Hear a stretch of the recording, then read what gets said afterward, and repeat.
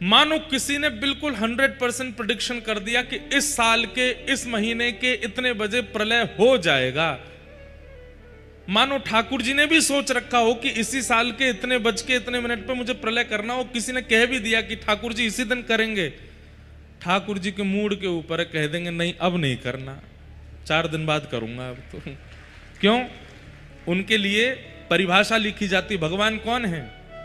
कर्तुम अकर्तुम अन्यथा कर्तुम समर्थ ईश्वर। जो करने वाली वस्तु को भी ना करे और ना करने वाली वस्तु को भी कर दे।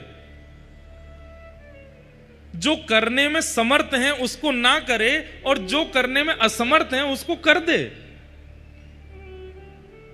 इसलिए उनको ईश्वर कहा जाता। उनके ऊपर है वो कब कहां क्या पता आज रात की योजना बना रखी होगी 12 बजते ही प्रलय करना है, आज ही हो सकता है। तो जिन्हें एग्जैक्ट डेट पता है उत्पत्ति की और प्रलय की, 2 बात। उत्पत्ति प्रलयम चैव भूतानाम अगति गति। हम सब मानवों की, हम सब जीवों की गति और अगति जिनको पता है। गति और अगति। गति किसको कहते हैं? एक प्रकार से कह लो प्रॉफिट को, और अगति मतलब लॉस को। कई लोग बेचारे बिल्कुल शुभ मुहूर्त देख के बिल्कुल सही तरीके से फूंक फूंक के कदम रख के अपना व्यापार प्रारंभ करते हैं, फिर भी ठप हो जाता है। और कई लोग रात में सोची सुबह प्रारंभ किया, वो 4 महीने में ऊपर पहुंच गए। तो किसकी कहां गति है कहां अगति है कोई नहीं जानता। जिस कन्या को 6 महीना पहले पसंद किया था, 6 महीना में ऐसी लगने लगी कि महाराज इससे बढ़िया तो दुनिया में कोई है ही नहीं। और ब्याह के 4 महीना बाद पता चला कि हो गया कल्याण। केवल कन्या नहीं, पुरुष भी ब्याह से पहले तो ऐसे लग रहे थे कि महाराज ये तो नहाते हैं धोते हैं, बढ़िया इनमें से सुगंधी आती है। ब्याह के बाद पता चला 3 महीना हो गए नहाया ही नहीं है, केवल तौलिया से पहुंच के आ जाता है बाहर। तो कौन कैसा है, किसकी क्या गति है अगति है, किसके मन में क्या चल रहा है, ये जिसको परिपूर्ण रूप से पता है वो भगवान। कान पकड़ के क्षमा प्रार्थी होते हुए हम एक बात कह दें, दुनिया में कितनी भी बड़ी ताकत आ जाए लेकिन किसके मन में क्या चल रहा है ये कोई नहीं बता सकता। आप उसमें भी केवल अनुमान ही लगा सकते हो। पत्नी पूरा जीवन पति के साथ व्यतीत कर लेती है कितने रहस्यों को छुपा करके। पति पूरा जीवन 50वीं एनिवर्सरी बना रहे हैं दोनों। 50वीं एनिवर्सरी पर, अब की बार किसी की 50वीं एनिवर्सरी हो तो मेरी कही एक काम करना, तो जो बच्चे हों घर के वो कहना चलो दादी दादा ही बनेंगे 50वीं एनिवर्सरी पे। तो बोले अब हम आपको एक टास्क दे रहे हैं। क्या? दादाजी ऐसी कोई बात दादी को बताओ जो आपने पूरे जीवन नहीं बताई, और फिर दादी भी बताओ। आप देखना एक नहीं 10-10 बातें होंगी जो दोनों ने बताई नहीं, और 50 एनिवर्सरी हो गई। 50वीं एनिवर्सरी में इसलिए कर लेना इस काम को क्योंकि फिर तलाक तो कोई मतलब नहीं ना उसका। वो 10 बातें बता भी देंगे तो फिर अब कहां जाएंगी बेचारी। तो 10-10 बातें दोनों, 10-10 भी कम बता रहे हैं, 100 बातें भी निकल सकती हैं जो बताई ही नहीं है आज तक। इतने रहस्यमय हैं हम लोग। हमसे ज्यादा रहस्यमय दुनिया में कोई नहीं है। हमसे बड़ा रहस्य, हमसे बड़ा वंडर इस दुनिया में कोई नहीं है। इस दुनिया के वो क्या बोलते हैं 8 अजूबे हैं, 9वें अजूबे हम हैं। हम सबके पास ऐसे ऐसे रहस्य हैं कि जो कोई नहीं जानता उसको, लेकिन ठाकुर जी सब जानते हैं, सब पता उनको A to Z एवरीथिंग। तो भूतानाम अगति गति और वेत्ति विद्याम अविद्याम च। जो विद्या और अविद्या दोनों के जानकार हैं, कौन कैसा है, कौन कितना है, कौन कहां है, कौन कहां नहीं है, क्या श्रेष्ठ है, क्या अश्रेष्ठ है, क्या उचित है, क्या अनुचित है, ये जो जानते। अब महाभारत युद्ध में कहते हैं अश्वत्थामा हता, बोल दो बोल दो बोल दो, जोर से बोलो, अश्वत्थामा मारा गया। अब लोगों को यह लग रहा है कि भगवान झूठ बुलवा रहे हैं, युधिष्ठिर से कह रहे हैं कि अश्वत्थामा हता बोल दो, अश्वत्थामा मारा गया।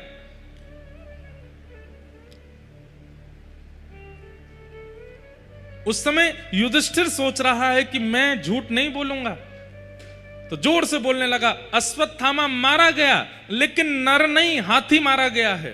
हाँ, अश्वत्थामा नाम का एक हाथी भी था। तो जैसे ही बोलने लगा नर नहीं हाथी मार, भगवान ने शंख बजा दिया जोर से, वो सुनाई ही नहीं दिया। क्योंकि द्रोणाचार्य जी का नियम था कि मेरा पुत्र जब तक रहेगा तब तक मैं युद्ध करूंगा, मेरे पुत्र की मृत्यु की खबर मिलते ही मैं युद्ध त्याग दूंगा, अपने धनुष बाण छोड़ दूंगा। भगवान चाहते थे कि ये धनुष बाण छोड़ें, तो युधिष्ठिर से बुलवाया कि बोल दो अश्वत्थामा मारा गया। अश्वत्थामा मारा गया बोलते ही वो स्पष्टीकरण भी कर रहा था, नर नहीं मरा है, हाथी मरा है। भगवान ने शंख बजा दिया, द्रोणाचार्य जी को सुनाई नहीं दिया कि हाथी मरा है। अब यहां पर हम लोगों को यह लगेगा कि भगवान ने यहां तो गलत किया, एक प्रकार का यह झूठ है, क्यों बुलवा रहे हैं युधिष्ठिर से। लेकिन नहीं, यहां ठाकुर जी पूर्ण धर्म का पालन कर रहे हैं। युधिष्ठिर अपनी तरफ से कह रहा है कि हाथी मारा गया, नर नहीं मारा गया। भगवान इसका स्पष्टीकरण कर देते हैं, बोले जो अश्वत्थामा कुनीति करता है, बालकों की हत्या करता है, दुर्विचार दुर्व्यवहार करता है, वो जीवित कैसे हो सकता है? उसका अंदर का इंसानत्व जो है, उसके अंदर का जो मानवता है, वो तो मर चुकी है ना। तो तुमको बोलने में क्या लज्जा आ रही है कि अश्वत्थामा मारा गया? भाई मैं जीवित हूं, लेकिन मेरे अंदर मानवता बिल्कुल जीवित नहीं है। मैं दया करता नहीं, किसी पर भी क्रोध करता हूं, किसी के साथ भी गलत व्यवहार कर लेता हूं, किसी के भी धन को हड़प लेता हूं, किसी के साथ भी कुछ भी व्यवहार कर लेता हूं। तो मैं नाम का मानव हूं, पर मेरे अंदर जो मानवता है वो तो मारी जा चुकी है ना। ठाकुर जी युधिष्ठिर से कह रहे हैं, बोले क्यों बोलने की जरूरत है कि हाथी मरा, मानव नहीं? बोले मैं झूठ नहीं बोलूंगा। अब अच्छा, अश्वत्थामा मानव भी मारा जा चुका है, क्योंकि उसके अंदर मानवता बची नहीं है। अब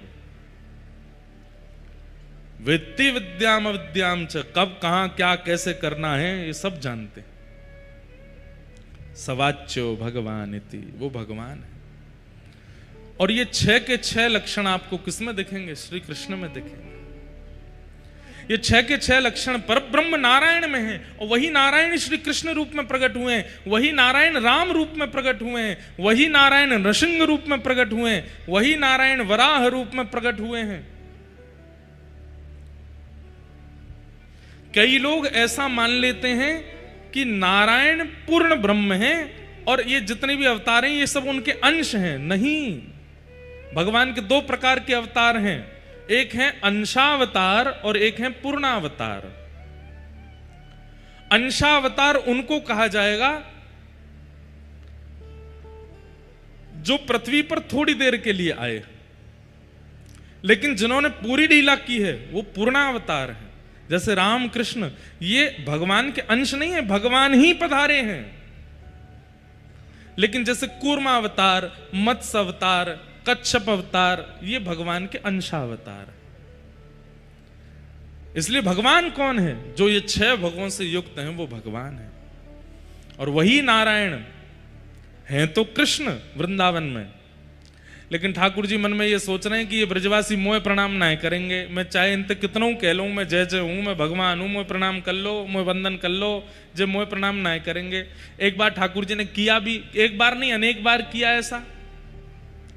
ठाकुर जी ने सब सखानते कही, बोले भैया तुम सबन ने एक सांची बात कहूं? बोले कहा, मैं भगवान हूं, मैं परमात्मा हूं। एक दिन ठाकुर जी ने प्रयास किया कि मैं सब ग्वाल वालों को चतुर्भुज रूप का दर्शन करा देता हूं। मेरे चतुर्भुज को देख करके ये लोग मुझे भगवान मानेंगे, कम से कम प्रणाम तो करेंगे एक बार। और मेरे को प्रणाम करने से इनके जन्म जन्मांतरों के पाप आदि जो हैं सब नष्ट हो जाएंगे। और देखो, पाप तो ब्रजवासियों के बच्चे ही नहीं है, लेकिन ठाकुर जी को बालक मान करके ये जो लीला कर रहे हैं उसमें जो सूक्ष्म सूक्ष्म अपराध बन रहे हैं। कैसे अपराध? अब मधुमंगल ठाकुर जी की चोटी पकड़ लेता है, वो लाला तुम रोज घोड़ा बनावे, आज तू बन। और ठाकुर जी घोड़ा बन जाए, मधुमंगल ऊपर चढ़ जाए। अब ये सूक्ष्म अपराध है ना, ठाकुर जी को आप घोड़ा बना के घूम रहे हो। लेकिन ये तो ब्रजवासी हैं, ये लाला को परमात्मा थोड़ी माने। तो ठाकुर जी ने मन में विचार किया, ये छोटे छोटे इनसे जो अपराध बनते हैं उनकी निवृत्ति के लिए अगर ये मुझे प्रणाम कर लेंगे मन से तो इनके सारे अपराध दूर हो जाएंगे। तो ठाकुर जी ने एक दिन विचार किया, सबरे सखा इकट्ठे किए, बोले सुनो मैं जय जय हूं। ब्रजवासी बोले लाला तू देख या बातें मत करे कर, चाहे तेरे जो मन करे वो कर ले कर, लेकिन तू जय जय या बातें मत किए कर।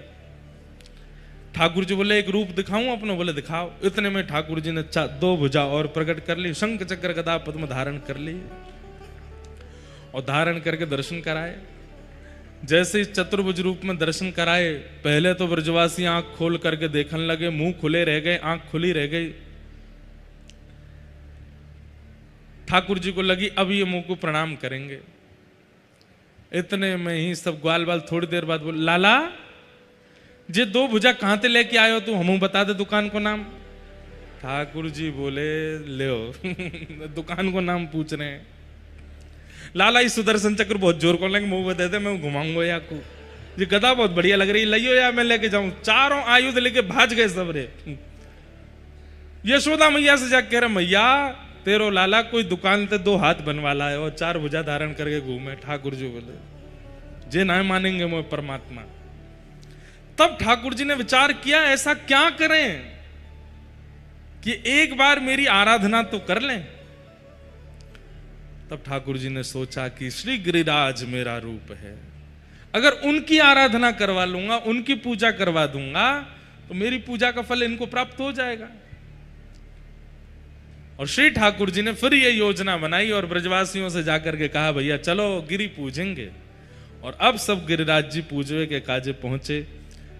56 भोग लेकर के, अन्नकूट की सामग्री लेकर के सब लोग पहुंचे। वहां जाके गिरिराज जी को पूजन कियो और वहां श्री गोवर्धन रूप धारण करके ठाकुर जी जैसे ही प्रकट भये, प्रकट है करके लाओ ब्रजवासियों भोग, सब ब्रजवासी से मांगन लगे। एक रूप से गिरिवर पूजे, एक रूप पुजवावे। एक रूप से तो ठाकुर जी पुजारी बने हैं और एक रूप से ठाकुर जी बने हैं। कितनी सुंदर स्वरूप है। बस जो पुजारी हैं वो 2 भुज वाले हैं और जो ठाकुर हैं वो 4 भुजा वाले हैं।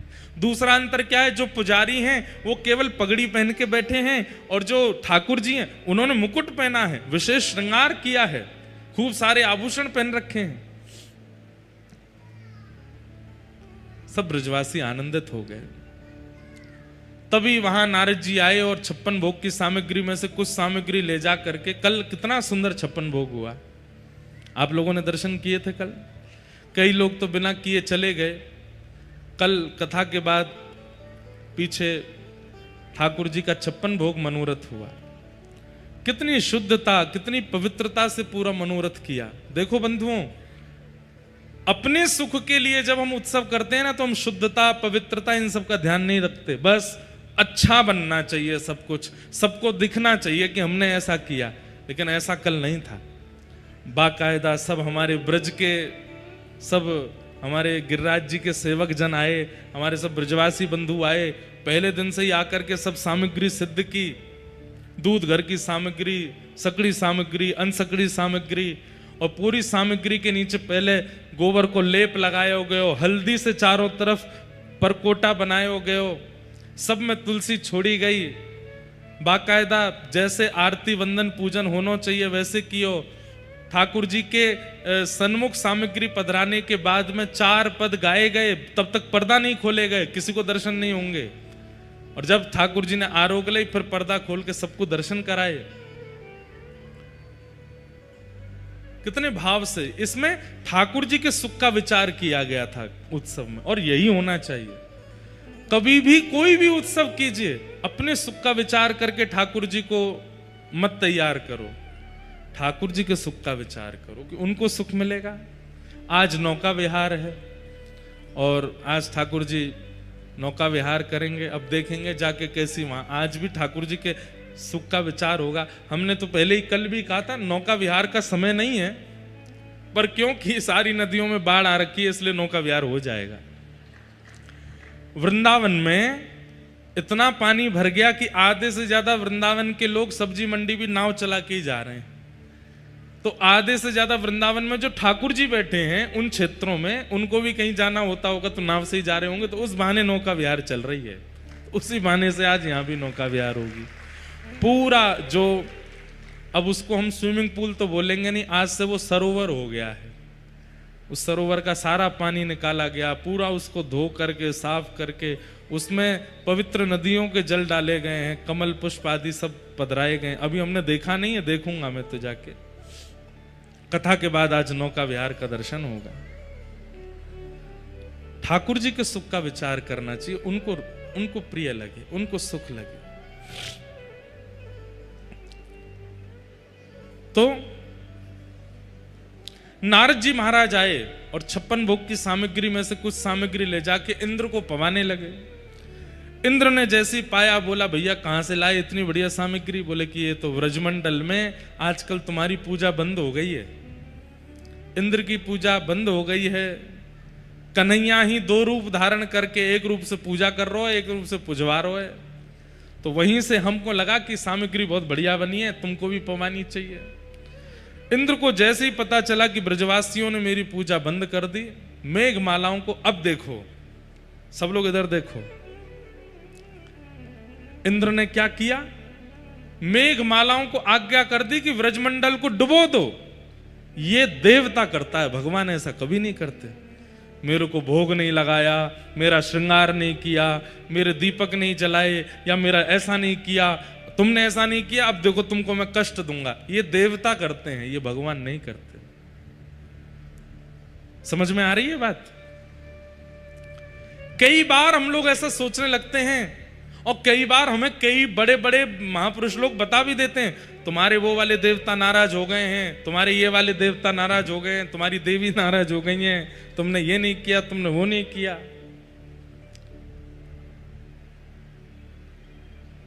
भगवान सबके हैं, ये बात आप मानते हैं? आपके हैं, तोता के हैं, कबूतर के हैं, मोर के हैं, गैया के हैं, मछली के हैं, हाथी के हैं, घोड़ा के हैं, सबके हैं ना ठाकुर जी। गधा के भी हैं, सबके ठाकुर जी हैं। 8 अरब तो केवल मानव हैं पृथ्वी पर, और उससे भी ज्यादा होंगे। और ये केवल 1/3 हिस्से में है पृथ्वी के। आधी से ज्यादा पृथ्वी तो पानी से ढकी है, उसमें जितनी मछलियां हैं उनके भी ठाकुर जी हैं। आकाश में उड़ने वाले पशु पक्षियों के भी ठाकुर जी हैं, जंगल में रहने वाले हिंसक जीवों के भी ठाकुर जी हैं। और इतने बड़े पृथ्वी के हिस्से को ठाकुर जी पता क्या कहते हैं? मेरे शरीर में जितने रोए हैं, प्रत्येक रोए में करोड़ ब्रह्मांड हैं, एक ब्रह्मांड में एक पृथ्वी होती है। ध्यान से सुनिएगा, पूरे ब्रह्मांड यानी कि यूनिवर्स में एक पृथ्वी है। ऐसे करोड़ ब्रह्मांड भगवान के एक रोए में हैं। तो सिर के एक बाल से लेके पैर तक कितने ब्रह्मांड हैं और कितनी पृथ्वी हैं हमें पता ही नहीं है। और प्रत्येक पृथ्वी के प्रत्येक व्यक्ति की भगवान फिक्र करते हैं। इतने विशाल इस ब्रह्मांड में, इतने विशाल इस यूनिवर्स में, करोड़ों यूनिवर्स में मेरे दीपक ना जलाने से भगवान को कोई फर्क पड़ेगा? उन्हें तो पता भी नहीं होगा कि मैं और आप कोई हैं भी। पता तो उनको है, पर उनको कोई फर्क नहीं पड़ता। जैसे एक छोटा बालक, बहुत छोटा सा होता है ना, वो अब जब माँ की गोद में आता है तो कई बार उसको हाथ पैर चलाने नहीं आते, तो अपनी माँ के गाल को ऐसे पकड़ लेता है। तो माँ कोई नाराज होती है तो हाथ हटा लेती है, और तेजी से हाथ पकड़ने पर माँ को कोई पीड़ा भी नहीं होती। ऐसे ही संपूर्ण ब्रह्मांड में ठाकुर जी कब कहां किस रूप में विलास कर रहे हैं, हमें तो उसका सुख होना चाहिए। जय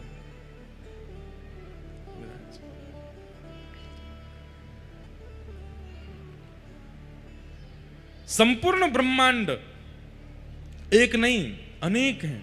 एक बार की बात है, वृंदावन में निकुंज में ठाकुर जी विराजे थे, और तभी ब्रह्मा जी आए। ब्रह्मा जी जैसे निकुंज में प्रवेश करने लगे तो ललिता विशाखा सखियों ने मार्ग रोक दिया, आप भीतर नहीं जा सकते। ये निवृत्त निकुंज है। निवृत्त निकुंज में बिना सहचरियों की आज्ञा के प्रवेश नहीं कर सकते।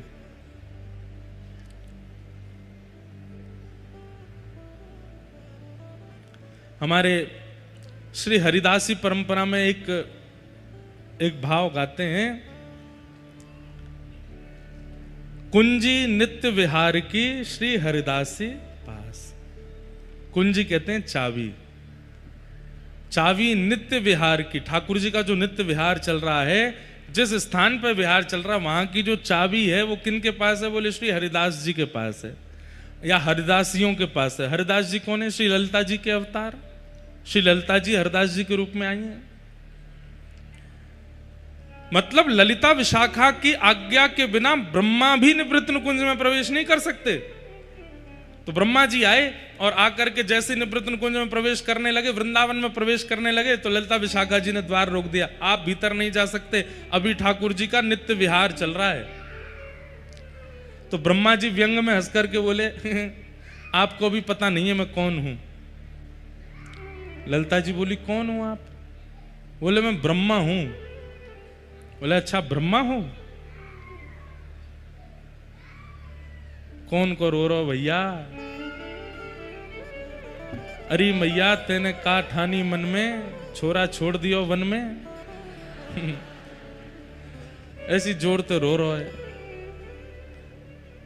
हम क्या बता रहे तो वो सुनो, बड़ी अच्छी बात है। तो ललिता जी बोली आप कौन हो? तो ब्रह्मा जी हंस करके बोले आप अभी हमें जानती नहीं हो, हम ब्रह्मा हैं। अच्छा क्या काम है आपका? बोले दुनिया बनाते हैं हम, सृष्टि पूरी हमने बनाई, और ये जिस निवृत्त निकुंज में हमको घुसने से मना कर रही हो ये भी हमने ही बनाया है, तुमको भी हमने ही बनाया, ये विशाखा भी हमने बनाई, सब हमने बनाए हैं, सब हमारी कृति है। अच्छा आप तो हमें रोक रही हो, लेकिन ठाकुर जी को अगर पता चल गया ना कि द्वार पर ब्रह्मा आया है, खुद दौड़ करके बाहर आएंगे मुझसे मिलने के लिए। ललिता जी बोले अच्छा आप इतने बड़े हो? बोले हाँ, रुक जाओ मैं भी पूछ के आती हूं ठाकुर जी से। भीतर गई ललिता जी, चरणों में जाके प्रणाम किया, हे श्याम सुंदर मुझको क्षमा करियो, आपके नित्य विहार में मैं विघ्न डाल रही हूं। हे किशोरी जी मुझको क्षमा करियो, द्वार पे एक कोई ब्रह्मा आयो है और वो बड़ो हट कर रहा है भीतर आवे के काजे, और वो तो यूं तक कह रहा है कि आपको अगर पता चल गई कि वो द्वार पे खड़ो तो आप दौड़ के जाओगे वाकू लेवे। ठाकुर जी नित्य विहार से थोड़े देख के बोले कौन आए हैं द्वार पे? बोले ब्रह्मा आयो है। कौन सा ब्रह्मा? ललिता जी बोली वो तो यो कह रहा कि भाई ने मैं बनाई हूं, भाई ने विशाखा बनाई, भाई ने सब ये बनायो है। ठाकुर जी बोले वाह ब्रह्मा ते जाके यो कहियो मेरे एक रोए में करोड़ों ब्रह्मांड हैं, एक ब्रह्मांड का अधिपति एक ब्रह्मा होता है, मेरे एक रोए कूप में 1 करोड़ ब्रह्मांड हैं, तो 1 करोड़ ब्रह्मा तो एक रोए कूप में है। अब सिर से लेके नीचे तक जितने रोए हैं गिन लो, एक रोए में 1 करोड़ ब्रह्मा है। इतने करोड़ ब्रह्मा तो मेरे अंग में, ये कौन से ब्रह्मांड को ब्रह्मा ये पूछ के आओ। मेरे आगे वाले रोए को ब्रह्मा है, ब्रह्मांड को ब्रह्मा है कि पीछे वाले को है कि सिर वाले को है कि पैर वाले को, ने पूछ के आओ। ललिता जी बोली अभी जाऊं। ब्रह्मा जी बाहर खड़े हैं, ललिता जी आई तो ब्रह्मा जी आपने मेरा परिचय दिया? बोले हाँ परिचय तो दिया। उन्होंने कुछ पूछा है वो बताओ। बोले क्या पूछा है? बोले ठाकुर जी के सिर से लेकर नीचे तक कितने रोए हैं आपको पता है? ब्रह्मा जी बोले ये किसको पता होता है? बोले नहीं आपने पूरी दुनिया बनाई, आपको पता तो होगी कितने रोए होते हैं।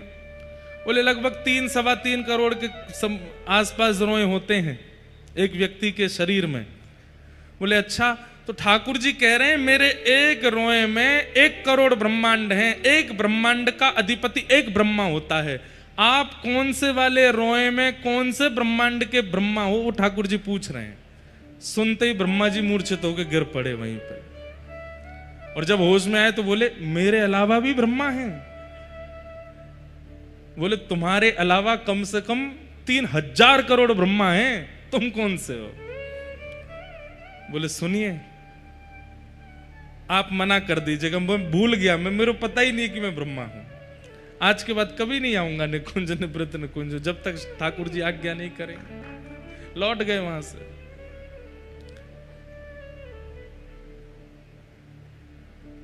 जो ठाकुर जी इतने विस्तृत ब्रह्मांड को अपने अंग पर धारण करते हैं, वो ठाकुर जी छोटी छोटी बातों पर नाराज होंगे क्या आपसे? आपने आज आरती नहीं करी, आज आपने भोग नहीं लगाया, आज आपने शयन नहीं कराया, या आपने ऐसा किया या वैसा किया। इनसे देवी देवता नाराज होते हैं, ठाकुर जी नाराज नहीं होते। एक बात बोले आपको, बहुत पते की बात, कितने भी बड़े संत को बुलाइए, कितने भी बड़े महापुरुष को बुलाइए, कितने भी श्रेष्ठ व्यक्ति को बुलाइए, कितने भी बड़े राजनेता को बुलाइए, आप व्यवस्था में कोई कमी मत छोड़िएगा। उनको तो पता ही नहीं रहता कि आपने व्यवस्था क्या की। जो आसपास नीचे घूमते रहते हैं ना, वो टोक के जाते हैं, तुमने ऐसा नहीं किया, तुमने ये नहीं किया, तुमने ये खराब कर दिया, तुमने वो खराब कर दिया, जबकि उनको तो पता ही नहीं था कि कमी क्या थी। बड़े लोगों को छोटी छोटी कमियां दिखती नहीं, और कभी कभी बड़ी बड़ी कमियों को भी नजरअंदाज करते हैं। ये तो देवताओं का स्वभाव है, तो देवियों का स्वभाव है कि वो छोटी छोटी बात पर नाराज हो जाते हैं। इंद्र केवल इस बात पे नाराज हो गया कि वर्षों से मेरी चली आई पूजा ब्रजवासियों ने बंद कर दी। कई लोग कहते हैं कि हम महादेव की आराधना करते थे, लेकिन महाराज जी अब धीरे धीरे रुझान वृंदावन की ओर होने लगा, कहीं महादेव नाराज तो नहीं हो जाएंगे? नहीं, महादेव तो और प्रसन्न हो गए हैं। बोले जिनको ध्यान मैं करूं, अब उनको ध्यान तू कर। जैसे किसी को घर में योग्य जान करके बड़े लोग अपनी पूंजी उसको दे देते हैं कि चलो अब तुम योग्य हो, ये लो, मेरी ये वस्तु अपने पास रखो। ऐसे ही महादेव जब अति प्रसन्न हो जाते हैं, तब श्री प्रिया प्रियतम की सेवा प्रदान कर देते हैं। वो नाराज थोड़ी होते हैं। ये प्रतिस्पर्धा हम मानवों में होती है। अरे तुम अब तक मुझसे प्रेम करते थे, अब उससे करने लग गए, तुम अब तक मुझे ध्याते थे, अब उसको ध्याने लग गए, और इस बात से परेशानी हमको होती है, और हमारे जैसे नेक हमसे बड़े देवी देवताओं को होती है, भगवान को नहीं होती इससे परेशानी। इंद्र को क्रोध आया, मेघमालाओं को आज्ञा कर दी, जाओ जाकर के ब्रजमंडल पर इतनी वर्षा करो पूरा ब्रज डूब जाए। सांबर तक मेघमालाओं ने आकर के आक्रमण कर दिया। एक एक बूंद आकाश से हाथी के सूंड के बराबर गिर रही है।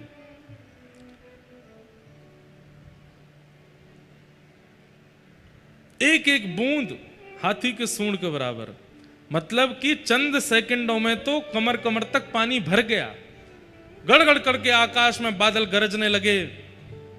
सब ब्रजवासी त्राहिमाम करके दौड़ने लगे। हम तो पहले ही मना कर रहे जे इंद्र की पूजा बंद मत करो, लेकिन हमारी कोई ने नहीं सुनी, या नेक से छोरा की बात में आए करके और इंद्र पूजा बंद कर दी। देखो इंद्र नाराज है गयो, अब पूरे ब्रजमंडल को डुबाए देगो, सब मर जाएंगे, कोई नहीं बचेगो। ठाकुर जी बोले भैया जिनकी शरण में आए उन पे भरोसा करो, इतनी जल्दी अविश्वास मत करो। गिरिराज जी की शरण में कल ही तो आए हैं हम लोग, और आज घटना घटने पर छोड़ के भाग रहे हो। समझ में आई बात? आप जिन ठाकुर की शरण ग्रहण करते हैं, कभी कभी वे शरणागतों की परीक्षा लेते हैं कि ये मुंह को छोड़ के जाएगो कि नहीं।